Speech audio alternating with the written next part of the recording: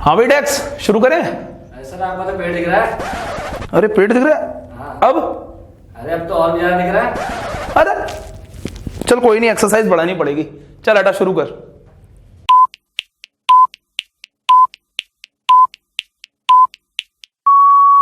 तो बच्चों received and payment account में आपका यही सब है, आपको इतना ही पढ़ना है, ठीक है। इसके बाद बात करते हैं उन दो अकाउंट की जो है इनकम एंड एक्सपेंडिचर अकाउंट, और सॉरी दूसरा अकाउंट नहीं है, स्टेटमेंट है, माय मिस्टेक, बैलेंस शीट, ठीक है। तो इनकम एंड एक्सपेंडिचर अकाउंट और बैलेंस शीट भी इसी कंसेप्ट से टोटली इंटरलिंक्ड है। कैसे है? इंतजार करो, सवाल जान लोगे क्या बच्चों। अगर आपने मेरा पिछला वीडियो नहीं देखा है नॉट फॉर प्रॉफिट ऑर्गेनाइजेशन के इंट्रोडक्शन का, तो पहले आप ये वाले वीडियो को बंद करो, जाओ उस वीडियो को देखो और फिर इस वीडियो को देखना, तभी आपको कुछ समझ में आएगा, वरना कुछ भी समझ में आने वाला नहीं है। उस वीडियो में मैंने आपको रिसिप्ट एंड पेमेंट अकाउंट तक सब कुछ क्लियर कर दिया है और अब हम उसके आगे का पार्ट करने जा रहे हैं। एक बात और बता दूं, गुरुजी आपको पूरा बेसिक्स से पढ़ाएंगे, तो आपको बेसिक्स सीखने हैं तो पहले हम उसी पे काम करेंगे। समझते हैं, कोई भी इंसान है, अनजान है, आप उससे पहली बार मिले हैं, क्या करते हैं मिलते ही? ओ भाई कैसा है भाई, गले मिल लेते हैं, ऐसा करते हैं? क्या करते हैं?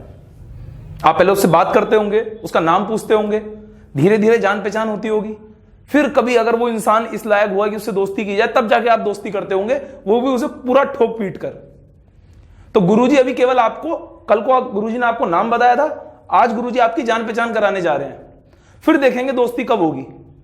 अगली वीडियोस में गुरुजी आपकी दोस्ती भी करा देंगे, आप टेंशन मत लीजिए। क्लियर? चलिए शुरू करते हैं।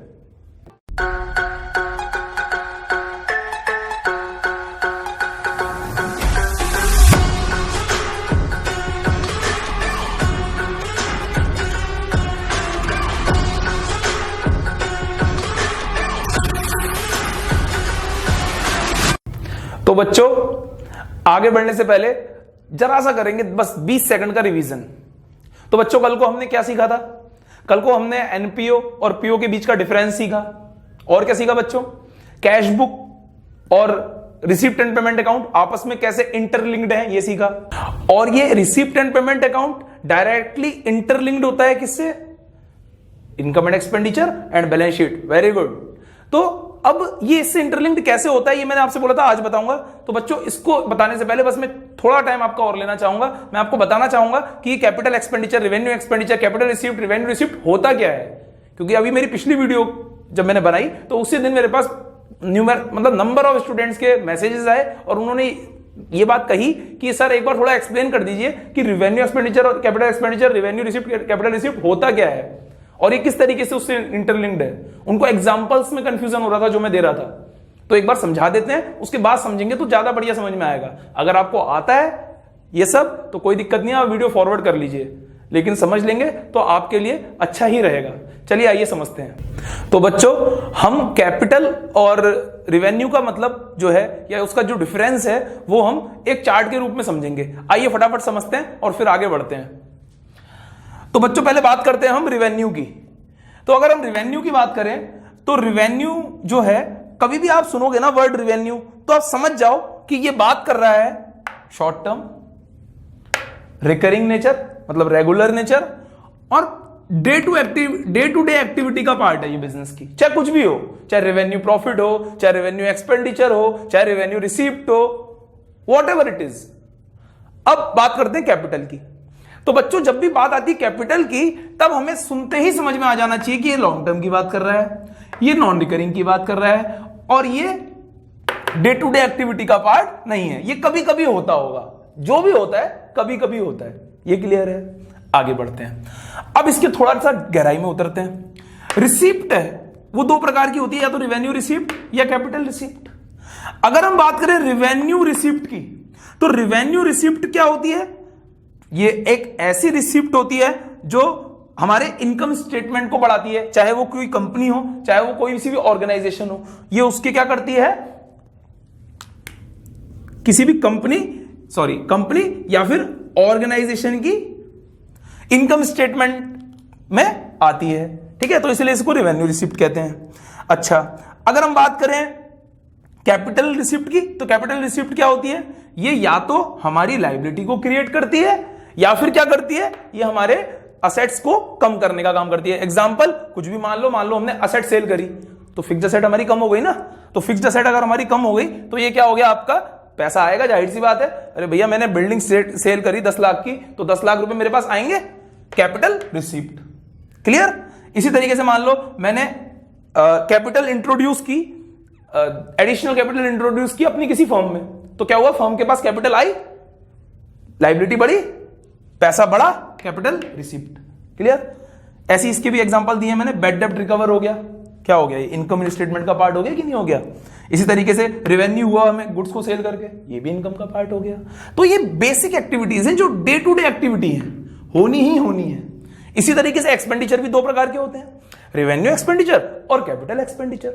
तो रेवेन्यू और कैपिटल एक्सपेंडिचर में बच्चों क्या फर्क होता है, जो आपके रेवेन्यू एक्सपेंडिचर होते हैं वो बेस्ड होते हैं आपकी डे टू डे फंक्शन से रिलेटेड, जो भी आपके बिजनेस के डे टू डे फंक्शंस होते हैं, जैसे कि आपने रेंट पे करा, सैलरी पे की, है ना, और ये वेजेस पे करा, इन्वेंट्री का स्टॉक बनाया, ठीक है, मतलब जो भी है।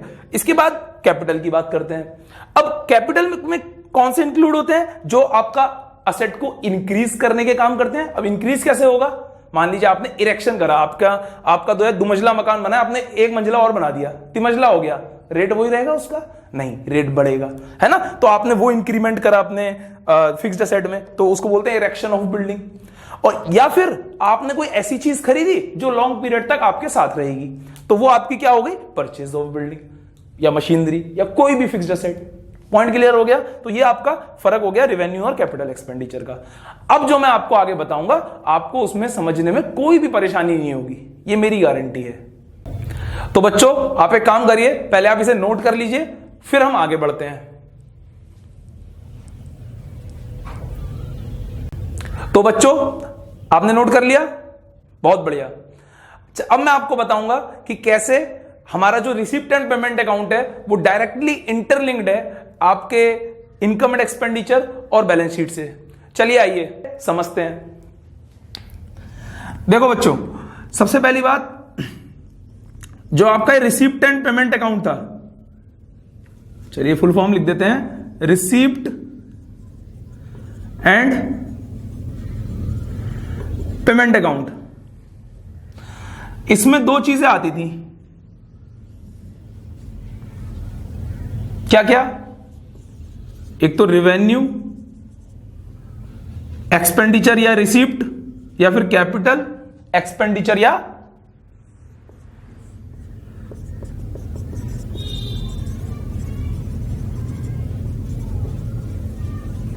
रिसिप्ट।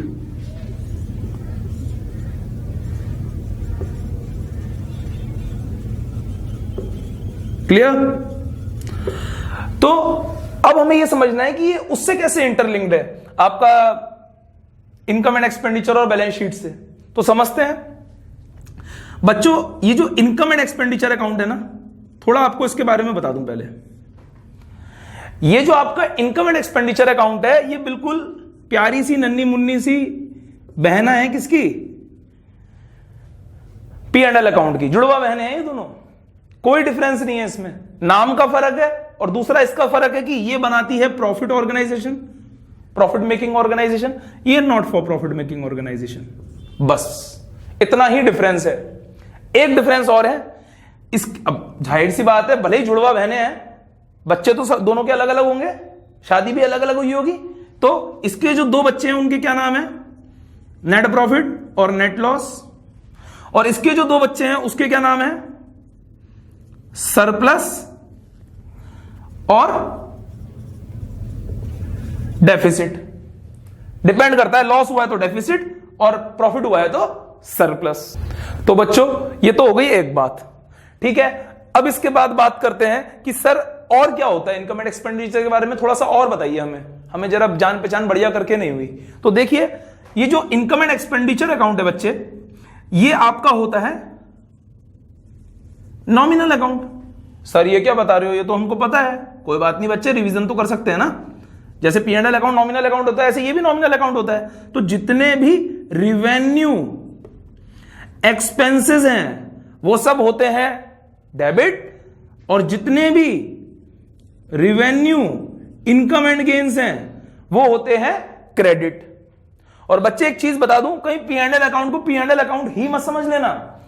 हम पूरा क्या बनाते थे, ट्रेडिंग एंड P&L अकाउंट। तो ध्यान रखना कि ट्रेडिंग एंड P&L अकाउंट का मतलब ये दोनों नाम एक ही हैं एक तरीके से इसके लिए, या एक कह लो कि ये तीनों जुड़वा बहने हैं।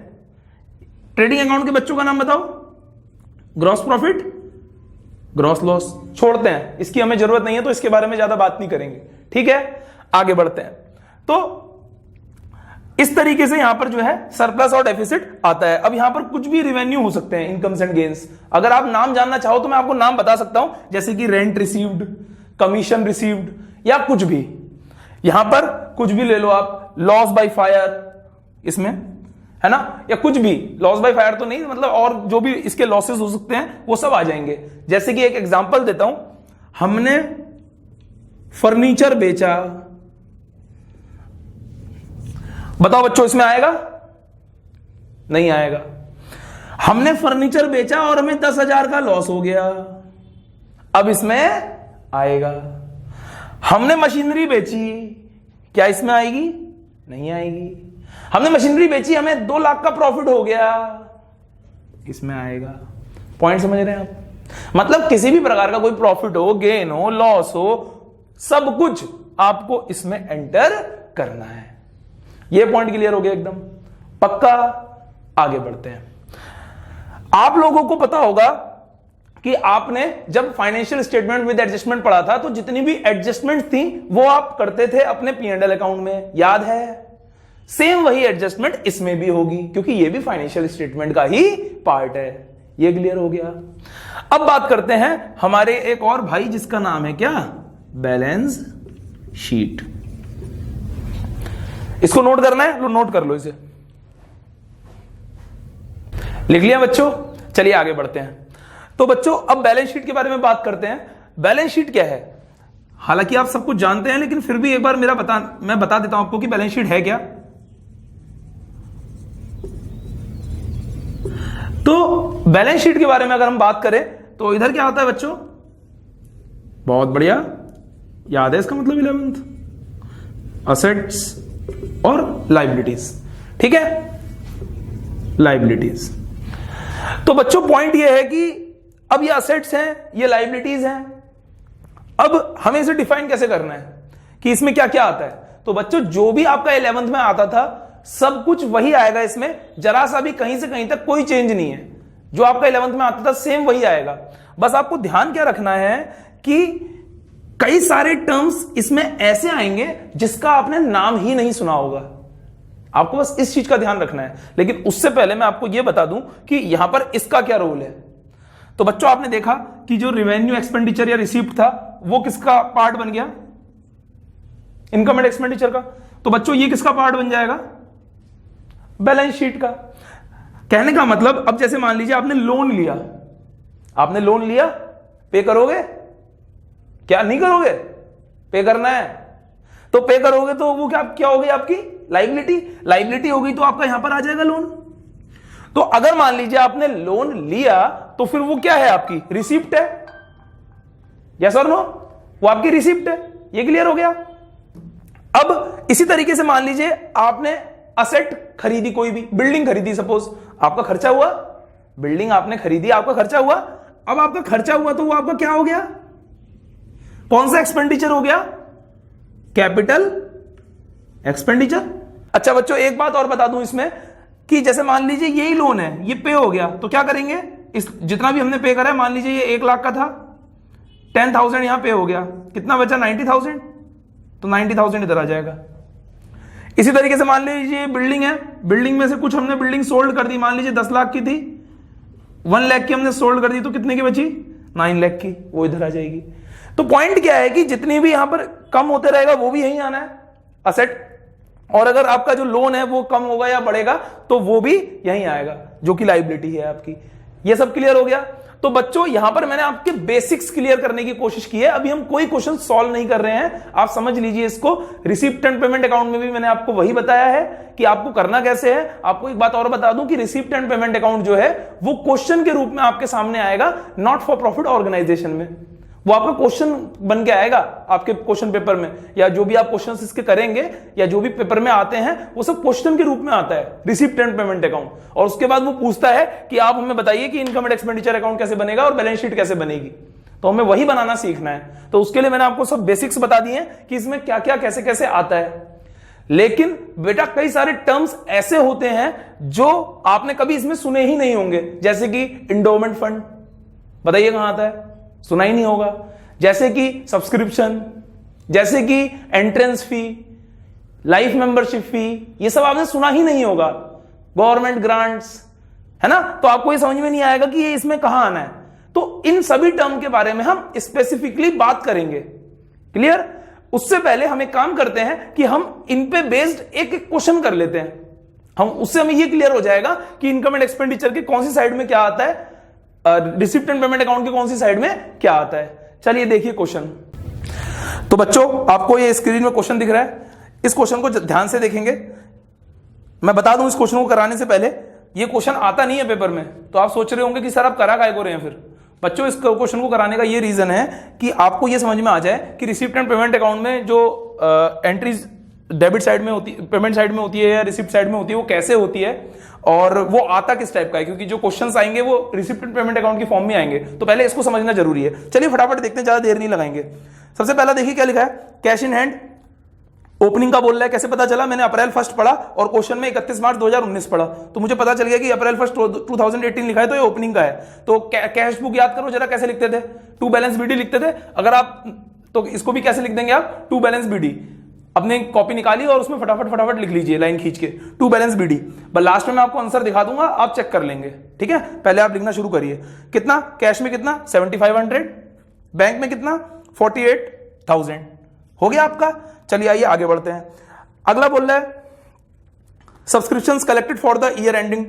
अब सब्सक्रिप्शन क्या होता है ये मैं आपको बाद में समझाऊंगा, अभी आप इतना समझ लीजिए, ये इनकम होती है, रिसिप्ट होती है, हमें मिलता है ना। तो अब इसमें 3 साल का दिया है। अब आप सोच रहे होंगे कि सर ये तो पिछले साल का भी दिया है, अगले साल का भी दिया है, इस साल का भी दिया है, तो क्या सब लेंगे? हाँ बेटा, ये सब लेना होगा क्योंकि ये इसी साल मिला है ना। तो चाहे पिछले साल का हो, चाहे इस साल का हो, चाहे नेक्स्ट साल का हो, चाहे रेवेन्यू हो, चाहे कैपिटल हो, सब इंक्लूड होता है। तो इसको भी ले लेंगे। कितना है? 15,000, 2,20,000 और 6,000। तो तीनों को लिख देंगे सब्सक्रिप्शन को, टोटल आ जाएगा इसका 2,41,000। क्लियर? आगे बढ़ते हैं। अगला है डोनेशन रिसीव्ड। अब रिसीव हो रहा है तो कहां पर आएगा? रिसीप्ट्स में आएगा, उसको भी लिख देंगे रिसीप्ट्स में। कितना? 25,000। फटाफट लिखते जाइए, मैं भी लिखते जा रहा हूं, फिर मैं आपको आंसर दिखाऊंगा। अगला है डोनेशन रिसीव्ड फॉर पवेलियन। तो अब ध्यान से देखिए कि डोनेशन रिसीव फिर से हो रहा है तो क्या करेंगे? पवेलियन समझते हैं क्या होता है? पवेलियन होता है मंडप, है ना। तो मंडप के लिए जो है आपको डोनेशन मिल रहा है। कितना है? 2 लाख। तो 2 लाख है तो क्या कर देंगे? 2 लाख को भी लिख देंगे रिसिप्ट साइड में। Very good. अगला 8% इन्वेस्टमेंट परचेज। परचेज करेंगे तो पैसा आएगा या जाएगा? जाहिर सी बात है पैसा जाएगा। जाएगा तो 2 लाख रुपए क्या करेंगे? पेमेंट साइड में लिख देंगे। उसके बाद purchase of refreshment. Purchase of refreshment कितना है? 12,000। क्या करेंगे? लिख देंगे किस साइड? Payment side. क्यों? पे कर रहे हैं। रेंट पेड, पे कर रहे हैं। कितना? 6,000, वहीं लिख देंगे। उसके बाद एंट्रेंस फी रिसीव। अब एंट्रेंस फी मिल रही है, ठीक है, मिल रही है तो क्या हो जाएगा? रिसिप्ट साइड में आ जाएगा 18,000। Honorarium to secretary. ऑनोरेरियम क्या होता है बेटा? हॉनोरेरियम मत पढ़ना इसे, हॉनोरेरियम नहीं होता है। क्या होता है? ऑनोरेरियम। ठीक है, तो ऑनोरेरियम क्या होता है? एक टाइप की सैलरी या वेजेस जो एम्प्लॉय को दी जाती है। ठीक है, तो सेक्रेटरी को दिया जा रहा है ऑनोरेरियम, तो कितना है वो? 10,000। कहां जाएगा? Payment side. अगला है इंटरेस्ट ऑन 8% इन्वेस्टमेंट। तो 8% इन्वेस्टमेंट पे इंटरेस्ट है कितना? 9,000। तो 9,000 इंटरेस्ट है तो कहां जाएगा? Receipt side. अगला है फर्नीचर परचेज। फर्नीचर परचेज करा, पे करा होगा पैसा 20,000 रुपए, कहां जाएगा? Payment side. अगला है सेल ऑफ ओल्ड फर्नीचर। अब सेल ऑफ ओल्ड फर्नीचर है तो क्या है ये? हमें पैसे मिले होंगे। अब 6,000 का था, 6 करोड़ का, हमें उससे मतलब नहीं। मिले कितने? हमें 4,000। कहां जाएगा? Receipt side. अगला देखिए स्पोर्ट्स मटेरियल परचेज कराया, कितने का? 80,000 का परचेज कराया, पैसे दिए होंगे, किस साइड आ जाएगा? Payment side. सेल करिए रिफ्रेशमेंट, पैसे मिले होंगे, किस साइड आ जाएगा? Receipt side. Salaries and wages पे करे होंगे, पेमेंट साइड आ जाएगा 74,000। अब स्पोर्ट एक्सपेंसेस देखिए, इसको समझ लीजिए बच्चों। स्पोर्ट एक्सपेंसेस देखिए 25,000 रुपए आपको दिए हैं और बोला है कि इंक्लूडिंग अनपेड एक्सपेंसेस 5,000। तो अब ये क्या है? अनपेड एक्सपेंसेस कौन से एक्सपेंसेस होते हैं? ये वो एक्सपेंसेस होते हैं जो अभी हमने पे नहीं करे हैं, तो हम रिसीप्ट एंड पेमेंट अकाउंट बना रहे हैं, तो ये कैश बुक से रिलेटेड होता है। आप याद करिए, क्या कैश बुक में आप नॉन कैश एक्सपेंसेस लेते थे? क्या आप वहां पर डेप्रिसिएशन लेते थे? क्या वहां पर आप प्रीपेड लेते थे? नहीं, तो इसमें यहां पर भी नहीं लेंगे। तो ये 5,000 रुपए हम इसमें से कम कर देंगे। कितना बचा? 20,000। तो 20,000 तो चोखा है एकदम, जो हमने पे कराई है। तो 20,000 यहां पर क्या आ जाएगा? स्पोर्ट एक्सपेंसेस के रूप में पेमेंट साइड में। ठीक, अगला है कैश इन हैंड। 31 मार्च 2019, पता ही है आपको क्या है ये आपका क्लोजिंग बैलेंस हो गया कैश का। तो कैश का क्लोजिंग बैलेंस है तो क्या होगा? ये कैश का क्लोजिंग बैलेंस आपका किधर आ जाएगा? क्रेडिट साइड में, बाय बैलेंस सीडी, जो आप कैश बुक में पहले भी लिखते थे। डेप्रीशिएट फर्नीचर, अब बताइए क्या डेप्रीशिएट फर्नीचर आएगा कहीं? नहीं। क्यों नहीं आएगा? क्योंकि हम लोग डेप्रीशिएशन को इंक्लूड नहीं करते हैं। अब देखते हैं आंसर। चलिए आइए आंसर देखते हैं। तो बच्चों देखिए, ये है आपका आंसर। इस तरीके से आपको ये रिकॉर्डिंग करनी है। ये मैंने पूरी प्रेजेंटेशन दिखाई है, आप आराम से इसे नोट कर लीजिए, फिर हम लोग आगे बढ़ते हैं। तो बच्चों कर लिया आपने नोट? आशा करता हूं समझ में आ गया होगा। और कोई भी डाउट हो तो आपको पता ही है क्या करना है। सब लिंक्स दिए हैं डिस्क्रिप्शन में, जाइए, ज्वाइन करिए, फॉलो करिए, मैसेज करिए, और जितने डाउट्स पूछने हैं उतने डाउट्स पूछिए। नहीं क्लियर होंगे तो मैं वीडियो कॉल और फोन कॉल के माध्यम से भी आपके डाउट सॉल्व करूंगा, ये मेरा वादा है। आगे बढ़ते हैं। अब हम लोग करेंगे एक इनकम एंड एक्सपेंडिचर का क्वेश्चन सॉल्व, मतलब जिसमें हमें इनकम एंड एक्सपेंडिचर पूछा होगा और रिसिप्ट एंड पेमेंट दिया होगा। इसी की वजह से मैंने इतना बड़ा ये 5 मिनट लगा के क्वेश्चन कराया, अदरवाइज इसका कोई वर्थ नहीं था, क्योंकि आता ही नहीं है पेपर में। लेकिन कोई बात नहीं, हम अपने कंसेप्ट बिल्डअप कर रहे हैं तो हम सब कुछ करेंगे अभी फिलहाल। आगे बढ़ते हैं। तो बच्चों आपको ये स्क्रीन पे क्वेश्चन दिख रहा है। ये क्वेश्चन में देखिए क्या बोल रहा है ऊपर, बोला from the following receipt and payment account of golden cricket club new Delhi prepare the income and expenditure account for the year ended 31 मार्च। ठीक हो गया। तो आपको यहां पर क्या करना है, यहां पर आपको गोल्डन क्रिकेट क्लब का रिसिप्ट एंड पेमेंट अकाउंट दिया हुआ है और इससे आपको बनाना है इनकम एंड एक्सपेंडिचर अकाउंट। तो बच्चों कैसे बनेगा, एक तरफ से इंफॉर्मेशन पढ़ते हैं और आगे बढ़ते जाते हैं। तो सबसे पहले देखिए क्या बोल रहा है, कैश इन हैंड। क्या कैश आपको लगता है कि P&L अकाउंट का पार्ट होगा कहीं से कहीं तक भी? नहीं। ऐसी कैश एट बैंक क्या P&L अकाउंट का पार्ट हो सकता है? नहीं। सर आप P&L अकाउंट क्यों बोल रहे हो, हम तो इनकम एंड एक्सपेंडिचर पढ़ने जा रहे हैं ना। भैया जुड़वा बहन तो उसी की है। जब कैश इन हैंड और कैश एट बैंक वहां नहीं होगा तो यहां भी नहीं होगा। अगला है सब्सक्रिप्शन। मैंने आपको बताया था ये एक प्रकार की इनकम है। ये क्या होता है क्या नहीं होता है अभी नहीं बताऊंगा मैं जस्ट अभी मेरा काम इतना है कि मैं आपको ये दिखा दूं कि ये अकाउंट बनते कैसे हैं, इनका फॉर्मेट क्या होता है, इनके डेबिट में क्या आता है, इनके क्रेडिट में क्या आता है। मैंने आपको पहले ही बोला था कि इस चैप्टर में कई सारे आइटम्स ऐसे हैं जो आपने सुने ही नहीं होंगे। These items are one of them. तो मैं आपको बाद में बताऊंगा, इसके जस्ट बाद। ठीक है, आगे बढ़ते हैं। तो उसके बाद हमसे क्या कह रहा है, डोनेशन फॉर बिल्डिंग। अच्छा पहले सब्सक्रिप्शन की बात कर लें। तो सब्सक्रिप्शन देखो हमें 3 साल का दिया है। अब एक बात बताइए, जो हम इनकम एंड एक्सपेंडिचर बना रहे हैं वो इस साल का बना रहे हैं, पिछले साल का बना रहे हैं, अगले साल का? हम बना रहे हैं इस साल का। बिल्कुल सही बोला आपने। तो हम लोग क्या करेंगे, केवल इस साल का रिकॉर्ड करेंगे। वो कौन सा है? 2018-19, 2,25,000। उसके बाद देखिए डोनेशन फॉर बिल्डिंग दिया है। अब बिल्डिंग के लिए दिया है तो भैया बिल्डिंग बनाओ ना, इनकम एंड एक्सपेंडिचर से तो कोई मतलब है नहीं, वहीं जाएगा। एंट्रेंस फी है, इनकम हो गई, आ जाएगी यहां पर 23,000। कहां आएगी? Income side of income and expenditure account. Income side मतलब क्रेडिट साइड। आगे बढ़ते हैं। Life membership fee. अब ये क्या होती है, वैसे तो नाम ही बता रहा है कि लाइफ में एक ही बार मिलती है, तो मैं इसे बाद में बताऊंगा। ये बैलेंस शीट में आती है आपका लाइबिलिटी साइड में, तो बाद में बताऊंगा क्यों आती है। उसके बाद है इंटरेस्ट। अब इंटरेस्ट अगर रिसीप्ट साइड लिखा है तो जाहिर सी बात है रिसीव ही हो रहा होगा, तो रिसीव हो रहा है तो क्या हो जाएगा आपका क्रेडिट हो जाएगा। उसके बाद अब इधर देखिए राइट हैंड साइड में प्रिंटिंग एंड स्टेशनरी। तो प्रिंटिंग एंड स्टेशनरी कितना है? 38,750। ये क्या हो जाएगा आपका? डेबिट हो जाएगा। किसमें? इनकम एंड एक्सपेंडिचर अकाउंट में। लाइटिंग वही एक्सपेंस है, debit. Rent and taxes debit. Telephone charges debit. Postage and courier debit. Wastage and wages and salary debit. Insurance premium debit. तो बच्चों इस तरीके से आपका अकाउंट बनना है। चलिए देखिए, तो यह आपका अकाउंट बनके तैयार हो गया है। अब इस अकाउंट में आप देख सकते हैं कि जो जो चीजें मैंने बताई है वो सब मैंने लिख दी हैं। मैंने जैसा कि आपको बताया कि ये सब्सक्रिप्शन आपका यहां पर नहीं आएगा। बाकी आपको क्वेश्चन में क्या दिया हुआ था? आपको क्वेश्चन में दिया हुआ था गोल्डन क्रिकेट क्लब, तो आप उसको लिख सकते हैं चाहे तो। Golden cricket club, new Delhi. ठीक है, बाकी आपका ये पूरा तैयार हो गया है, आप एक बार देख लीजिए। लिख लिया बच्चों? Very good. तो बच्चों आज हमने ये सीख लिया कि रिसिप्ट एंड पेमेंट अकाउंट क्या होता है, कैसे बनता है, कहां क्या आता है, क्या फॉर्मेट होता है, इनकम एंड एक्सपेंडिचर का क्या फॉर्मेट होता है, capital expenditure, revenue expenditure, capital receipt, revenue receipt कैसे होता है, कैसे चलता है, सब हम सीख चुके हैं। अब बच्चों बात करते हैं कि इसके आगे क्या। तो बच्चों इसके आगे मैं जो आपको बताने वाला हूं वो मतलब आप समझ लो एनपीओ की जान है। मतलब एनपीओ की जो भी पहचान है वो उन्हीं पॉइंट्स की वजह से है जिनके बारे में मैं डिस्कशन करूंगा। और ये पॉइंट्स है कौन से? ये वो पॉइंट्स हैं जो आपने अभी पिछले क्वेश्चन में भी देखे होंगे और आपके समझ में नहीं आया होगा। Life membership fee, entrance fee, subscription. तो बच्चों ऐसे कई सारे पॉइंट्स हैं जिनके बारे में आप पहली बार सुनेंगे क्योंकि ये एनपीओ 11th में था नहीं। तो ये मैं आज डिस्कस नहीं करूंगा, ये हम डिस्कस करेंगे नेक्स्ट वीडियो में। रुक जाओ, वापस नहीं जाना है, आगे सुन लो। आप लोगों को मैं 2-3 बातें बता दे रहा हूं, बड़ी ध्यान से सुन लो। पहली, एक तो आप मेरे जो प्रॉपर नोट्स बना रहे हो, मेरे को भैया चाहिए उसका प्रूफ।